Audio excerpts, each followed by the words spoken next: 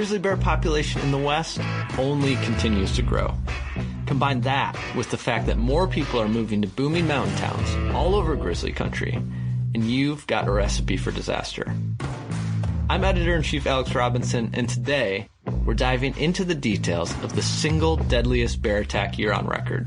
Alex? Hey, yeah, what's up? That part's actually not true at all. What do you mean? There haven't been more grizzly bear attacks? Why don't you just let me do this part? Okay, yeah, that's probably a good idea. I'm Senior Deputy Editor Natalie Krebs, and I spent the last month interviewing the researchers, biologists, hunters, outfitters, and ranchers who live and work in bear country. And yeah, Alex is right that grizzly numbers are at an all-time high in the lower 48. There are more bears, there are more people living in bear country, and there are more people recreating in bear country than ever before. But there's also much more to the story than that. My wife swears that she won't let me go hunting, but, I do it anyway, so. Because the bears are so bad. Because of the grizzlies. Yeah, there's always been grizzlies in, quote, the back country, but never like the issues we've got right now. On this river bottom, we could have anywhere from 13 to 25 grizzlies. And we're talking of an area that's a quarter mile wide by 6 miles long. When Gene Coughlin hikes into one of his tree stands along the Blackfoot River, he carries his bow in one hand and a 12-gauge in the other. Strapped to his chest is a can of pepper spray and a .44 Magnum pistol. And then there's the 10mm Glock on his hip. This is how he was suited up a few years ago when he ran into a group of paddlers who didn't look like locals. And I'm going across the river and I'm clanking and banging with all this steel. And here comes 5 ladies floating around the corner in their boat. And they pull up to me in their canoes, and they said, "Oh, what are you hunting?" I said, "Well, I'm hunting elk." But I said, "Ladies, you don't know the hornet's nest we got down here with grizzlies." I said, "The neighbor a couple weeks ago, floating fishing, come around the corner and was charged by a sow."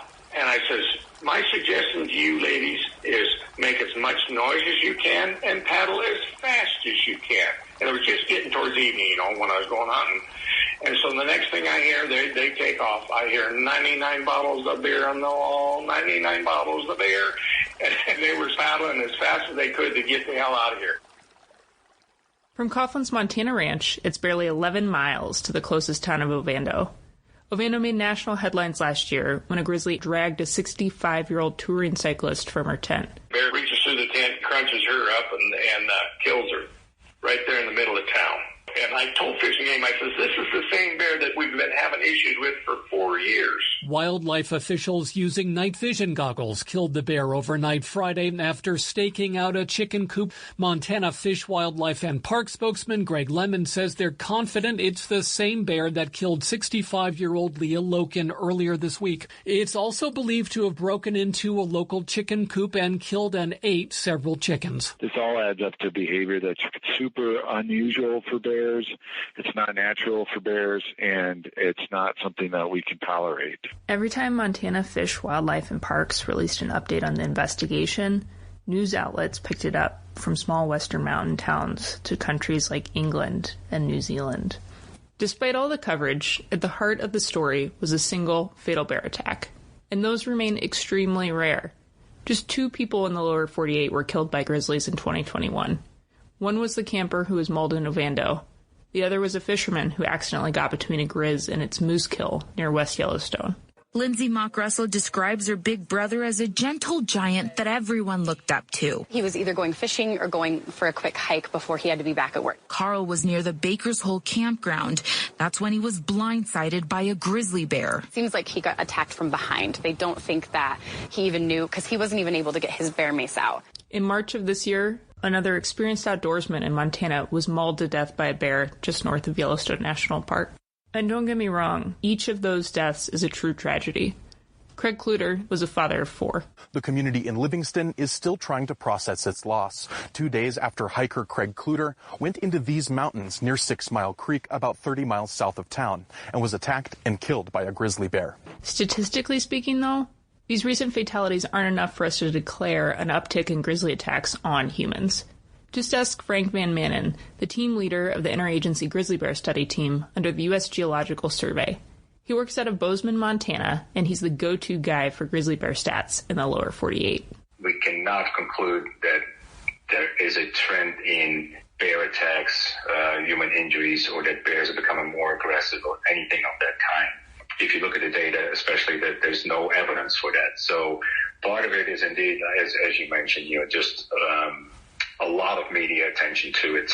And the problem is, these are always relatively small numbers. So with small sample sizes, you should always be careful drawing any sort of conclusions. While I was working on this story, Van Manen sent me unpublished data about grizzly attacks on humans in the GYE over the last 3 decades. From 1992 to 2020, grizzlies have injured an average of 5.5 humans each year. That includes fatalities. The worst year in that span was 2011, with 14 total attacks. Part of the problem, too, Natalie, is that you notice there's no national database on something like this. It's really difficult to keep track of. We always find out about fatalities. Of course, we find out about injuries. We don't have final numbers for 2021 yet, but so far the public is only aware of one attack in the GYE. But we don't necessarily find out about encounters that might have involved aggressive behavior or that could have led to attack, but for some whatever reason didn't quite end up there. A lot of times those type of encounters are not necessarily reported. Meanwhile, national parks that are home to grizzlies are seeing surges in tourism. Even though there were far fewer bears in Yellowstone National Park in the 1960s and 70s, grizzly-induced injuries were way higher back then. Higher even than last year, when Yellowstone National Park recorded an all-time peak of 4.8 million visitors in 2021.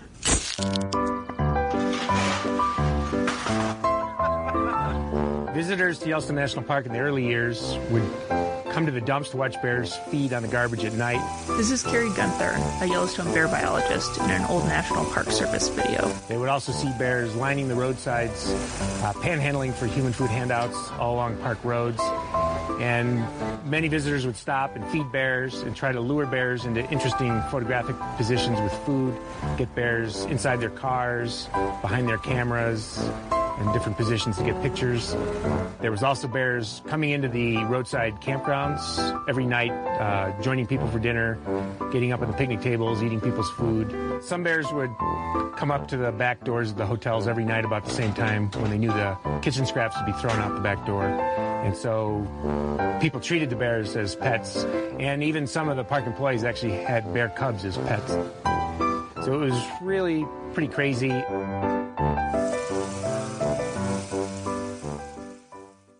There's a substantial reduction in the number of incidents.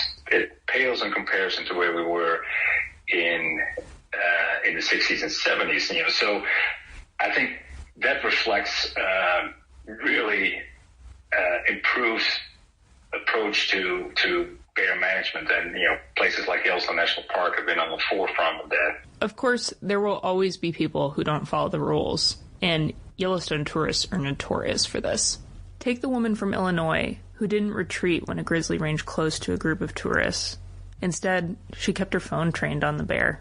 Witnesses say she ignored warnings to move back, and the grizzly even bluffed a charge at her. Herring pleaded guilty to a misdemeanor charge of intentionally disturbing wildlife. She will serve 4 days in a Gallatin County jail and must pay $1,000 in fines. It's true that human-bear encounters like this one are on the rise. And by that, I mean the kind of encounters where no one gets hurt. A tourist gets bluff charged in Yellowstone. Oh my god. Oh my god. I got that on video. Me too. A rancher gets treed by a bear while he's bow hunting. I've been charged. Been in a tree stand, dropped my gear out, and was crawling down the tree, and I look and I got a full charge coming at me. Puts me up the tree. I'm up the tree, and the only thing I got left is an apple in my pocket. A backcountry guide tries to protect his clients from a charging boar. Bear spray's kind of a funny thing, it's like an insurance policy. You pay on it your whole life, and hopefully you never use it. But that one time you have to use it, you're glad you paid on it the whole time. John Way owns the Tackle Shop in southwest Montana, and he guides anglers and hunters in the GYE. He'll be the first to tell you that other outfitters deal with bears more often than him, but the ones I talked to didn't want to go on the record. Still, Way's had his fair share of run-ins. I had one charge me to 6 paces. Did you deploy bear spray? I did not. I was guiding a hunter, so I was more worried about getting myself between the bear and the hunter and backing off. And that bear bluff charged us. He stopped twice at 6 paces. He could have ate us if he wanted to. I had a 45 on one hip and bear spray on the other and never even had a chance to get either of them out of the holster. These are the kind of encounters that don't get reported anywhere. There's no database for close calls in the backcountry, no hotline you can call because you shit your pants when a bear almost attacked you. Yeah, it's part of life, I mean, when I go to New York City, I'm always looking for muggers, you know what I mean? It kind of freaks me out. And really, you're probably pretty safe in New York. And it's the same here, you just kind of get used to living with them and dealing with them, and they're always in the back of your mind, and you always kind of got to be cognizant when you're in bear country, but you don't let that overwhelming fear kind of drive you. When there are deadly encounters between humans and grizzlies, it's more likely that the bear dies. More than 80% of documented grizzly mortalities are caused by people. This includes everything from management killings to car accidents. Generally, accepted that, if you're hunting in grizzly bear country, that you have to take some extra precautions. And that is really challenging, as you said, because everything you do as a hunter is kind of opposite of what you should do to avoid an encounter with a grizzly bear. So it is extremely challenging. And we have pretty good number of instances of hunter encounters with bears. And in some instances, those end up with either a bear attacking or a bear getting shot. In 2020, at least 4 people killed grizzlies in self-defense in the GYE. That's definitely a topic of concern. Sneaking around the woods or deboning a fat elk are both pretty good ways to increase your chances of a bear encounter. These bears now are attuned to hunters. If they hear hunters or got any scent or whatever, the bears are on them. Coughlin won't cow call from the ground anymore. That just brings the bears running. I can call a grizzly in quicker than I could call a coyote down there. You just go cow call in your tree stand, and next thing you know, you got grizzlies coming in on you. And if he does get an elk, he says he's got about 15 to 20 minutes to find it before the bears do. You shoot an elk at night. You're taking your life in your hands, trying to deal with your meat. We'll be right back.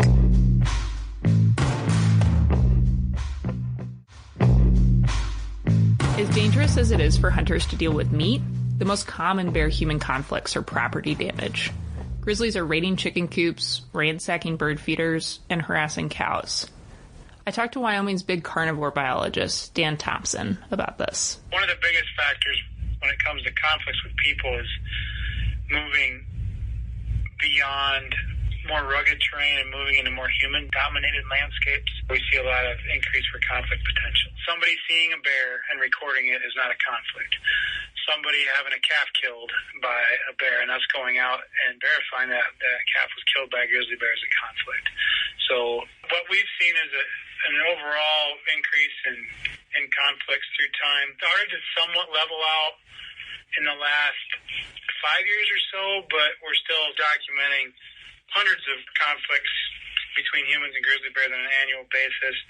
And what we've seen is a shift to, it's primarily dominated by livestock depredation now, as bears have moved beyond the recovery zone, moved beyond suitable habitats. And again, some of those conflicts have much more impact on local communities when you're talking about severe human injuries or fatalities. And so those are things we look at very closely as well. Thompson is the state's top expert on grizzlies and grizz management, but he still works closely with the U.S. Fish and Wildlife Service.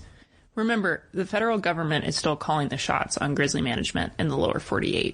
It's very interesting because we have a population that is flourishing, that has been biologically recovered for a long time, that we're proud to be part of that, but we're still under a federally listed status, and we work very closely with the Fish and Wildlife Service on all things regarding grizzly bears because we have to. But there are some restrictions in place that were very important to recover grizzly bears, but they kind of lose their merit once you have a fully recovered population. Wyoming isn't the only state struggling to move forward under regulations that were designed for recovery, not for a recovered population. In late 2021 and earlier this year, the governors of Wyoming, Montana, and now Idaho have all petitioned the U.S. Fish and Wildlife Service to delist Governor grizzlies. Brad Little is petitioning the U.S. Fish and Wildlife Service to remove grizzly bears in the lower 48 states from the Endangered Species Act. Governor Little says the, quote, bureaucratic gridlock is keeping healthy grizzly populations on the threatened species list unnecessarily, end quote. He says delisting is an important and long overdue recognition of these major roles Idaho and its neighboring states have played in grizzly bear recovery by growing the population from a few hundred bears in 1975 to currently more than 2,000 bears across 4 states. The governor says grizzly bears in the greater Yellowstone area have met federal recovery criteria since 2002. So while the states and the feds are locked in this regulatory power struggle over who gets to manage grizzly bears, people and bear numbers continue to climb. Coughlin is in near constant communication with Montana Fish, Wildlife, and Parks about the bears on his property. Not because he trusts the agency, but because the bears are a pain in his ass, and he wants the government to know about it. His comment to me was, well, you've got such a unique area and a unique situation. I said, well, this isn't unique anymore. I said, we are sick and tired and fed up with these grizzlies. As far as I'm concerned, I could like to see them all gone. Right now, he's currently struggling with how his state of Montana has to demonstrate to U.S. Fish and Wildlife Service that it can manage bears on its own. Coughlin mailed me a packet of papers, some of which showed proposed relocation sites for problem grizzly bears. A lot of these documents aren't easy to find online. They're the sort of things that are handed out at public comment sessions. One sheet from last fall had 275 relocation sites marked across the northern continental divide ecosystem. This northern continental is us. Then you get right to the Blackfoot drainage and stuff, and it's so black with dots, there's over, I'd say, close to 150, 200. Although Montana cut the number of relocation sites in half after public comment, it still poses other issues. A rule that went into effect in March prohibits Montana employees from relocating a suspected problem bear that was captured outside of a federal recovery zone. In other words, if a federal manager isn't around to transport that bear to one of these relocation sites, that bear might be killed. That rule was designed to prevent, in part, residents like Coughlin from ending up with a parade of conflict-prone bears on his doorstep. But this new rule, critics say, could jeopardize progress toward delisting grizzlies. If the U.S. Fish and Wildlife Service thinks Montana's management plans will cause grizzly numbers to backslide, it could drag out delisting even more. And if all this sounds familiar, it's because it's what's playing out right now with the gray wolf listing in the lower 48. This topic of states' ability to manage a previously listed population is at the heart of the issue. But management is complex, and Montana's already doing lots to mitigate grizzly conflicts. Because we are so dense with black bears that I say that I do manage black bear conflicts. And the reason why, yes, is to prevent conflicts of black bears, but it's also to prevent future conflicts with grizzly bears. Kim Annis is a grizzly bear conflict specialist in northwest Montana. Her territory covers the Cabinet Yaak ecosystem, which is another grizz recovery zone. She mostly helps the public deal with black bear conflicts on a daily basis, but her job is focused on the long game, when there are even more grizzlies on the landscape. I've worked with the residents on making a chicken coop unavailable for that black bear that tried to break into it. We know that from here forward, as long as that electrified fence is doing its job, it will prevent all future grizzly bears from accessing it too. This work to prevent human-grizzly conflicts from escalating to actual injury, this all circles back to where we started. Grizzly attacks may be rare, but you can't ignore the possibility of one when you live in bear country. I was seeing more and more bear sign when I was hunting. You know, in the fall, every year I hunted in the Grand Tetons for elk. In 1998, Clark Turner drew a once-in-a-lifetime Wyoming moose tag. That summer, he decided to camp and scout the Bridger Teton National Forest, roughly 12 miles south of Yellowstone. I had just read an outdoor magazine, and they were talking about bear spray. So before I went, since I'm going myself, I might as well, buy some bear spray. So Turner bought what was available in a local sporting shop, a can that wasn't properly labeled, and headed into the mountains. I was walking along a ridge, and it was real quiet, hardly any wind, and all of a sudden I heard like a dog panting, way off in the distance, and then kept getting louder and louder, and I said, well, that sounds like a bear coming in fast. So I started singing, and I got my bear spray out. All of a sudden, the bear came like right up over the ridge, 40 yards away, and when he got close enough to me, I started spraying him. I remember at the time thinking, what the heck is this? What did I do? One, it looked so graceful and beautiful, right? This flowing muscle, and you couldn't hear him run at all. All you could hear was the panting. I remember just being in awe of how graceful he was. And I was thinking, well, what the hell did I do to piss this guy off? He deployed the pepper spray properly. The bear's face was coated a bright orange, but it didn't seem to bother the bear. Grabbed me by the legs, started shaking me around and just whipping me back and forth. My back was on the ground. I was looking up at him, and I just kept spraying him in the face. He tried to swat the can away. He hit my binoculars on my chest and broke them in half and then put 3 gashes in my chest. And then I remember just kind of blacking out for like maybe a few seconds or so. All of a sudden was on the ground. I woke up and I looked up, and he was like 20 feet away walking up, up the hill away from me. Our eyes met, and I go, oh no, I shouldn't have done that, because you're not supposed to look a bear in the eyes. And he didn't come after me, but I kept that can in my hand, grabbed a stick, and hiked out about 2 miles back to where my truck was.